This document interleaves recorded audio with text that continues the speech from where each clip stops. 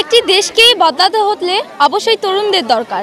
একটি দেশে আমাদের বাংলাদেশের কথাই যদি বলি ৫৫% তরুণ প্রজন্ম ছাড়া দেশ কখনো উন্নতি করতে পারে না। ৫২, ৭১ আন্দোলন যদি দেখি সেখানে তরুণরাই আমাদের দেশকে অগ্রগতি করেছে এবং ২৪-এর আন্দোলনে তরুণরাই দেশকেই করেছে। এখন আমাদের দেশকে যদি আমরা আরও উপরে উঠাতে চাই, আরও অগ্রগতি করতে চাই, তাহলে আমাদের তরুণদেরই দরকার, কারণ তরুণরাই ভবিষ্যৎ প্রজন্ম। তারাই পারে একটি দেশকে নেতৃত্ব দিতে, তারাই ভবিষ্যতে একটি দেশের প্রধানমন্ত্রী, রাষ্ট্রমন্ত্রী হবে, একজন ডাক্তার, একজন ইঞ্জিনিয়ার হবে। তরুণদের ছাড়া দেশ কখনোই চলবে না। তরুণ প্রজন্মই দেশের জন্য উত্তম। আমরা মনে করব যে সরকার তরুণদের মাধ্যমে দেশকে আরও অগ্রগতি করতে সাহায্য করবে। সরকার আমাদের তরুণদের পাশে দাঁড়াবে এবং তরুণদের দায়িত্ব দিবে।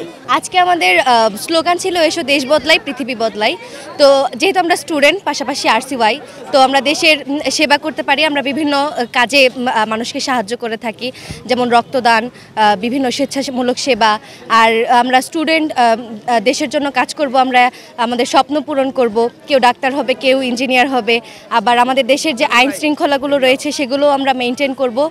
তো এইগুলোর মাধ্যমে আমরা আমাদের এই স্লোগানকে পূরণ করব। আসলে তারুণ্য এরকম একটি শক্তি যারা কিনা আপনারা সকলেই জানেন যে 4ই আগস্ট 2024 তারুণ্যের শক্তিতেই বৈষম্য বিরোধী ছাত্র আন্দোলনের যেই জয়টা এটা হচ্ছে উঠে আসে।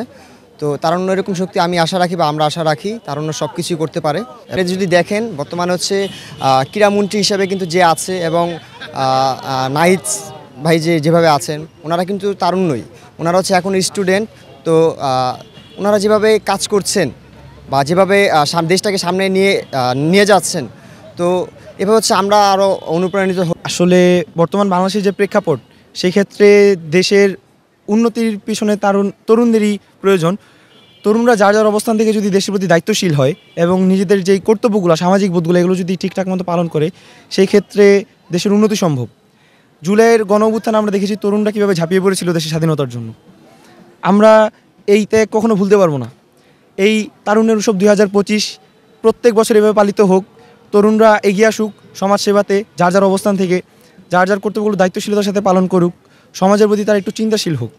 এবং যারা ঊর্ধ্বতন কর্মকর্তা আছে, প্রশাসন বা এই মন্ত্রণালয় পর্যায়ে, ওনাদের উচিত তরুণদের নিয়ে কিছু ভাবা। দেশটাকে বদলানোর জন্য আগে আমাদেরকে বদলাতে হবে, যাতে আমরা দুর্নীতি বা সব খারাপ কাজ থেকে বিরত থাকি। কারণ আমি যদি বদলাতে পারি তাহলে দেশ বদলাবে, দেশ তার অটোমেটিক্যালি বদলাবে না। তো আমরা সব খারাপ কাজ থেকে বিরত থাকবো, আর অন্যদের যদি করতে চায় তাদেরকে বিরত রাখবো বা তাদের বোঝাবো, সচেতন করব সবাইকে যে এগুলো আমাদের করা উচিত নয়। কারণ আমি যদি খারাপ কাজ করি তাহলে আমার দেখে সেও বলবে যে না আমিও করি, কারণ সে করতেছে, সে করে সে আগাচ্ছে, আমিও আগাবো। কিন্তু আমাদের উচিত ধৈর্য সহকারে সবগুলো কাজ সঠিকভাবে করা, যাতে আমরা আমাদের সঠিক লক্ষ্যে পৌঁছাতে পারি। একটা মানুষ যখন দেশপ্রেমিক হয় সে তখন খারাপ মানুষ হতে পারে না।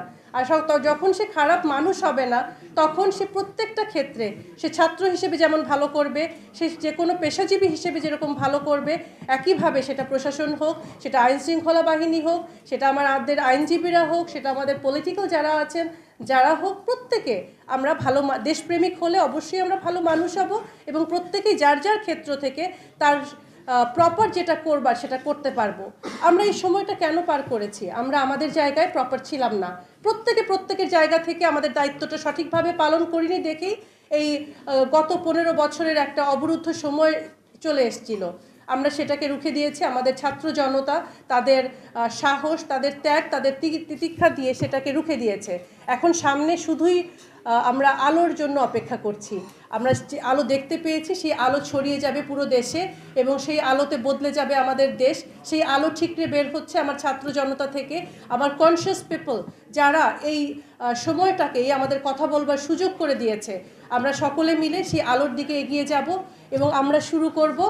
আমি আমার জায়গা থেকে, আমাদের জায়গা থেকে, আমাদের সবার পক্ষ থেকে আমরা চেষ্টা করব আমাদের মুন্সিগঞ্জকে যাতে আমরা বদলে দিতে পারি এবং মুন্সিগঞ্জ বদলে দিলে পৃথিবী বদলাবেই, সে বিষয়ে আমি দৃঢ় প্রতিজ্ঞ।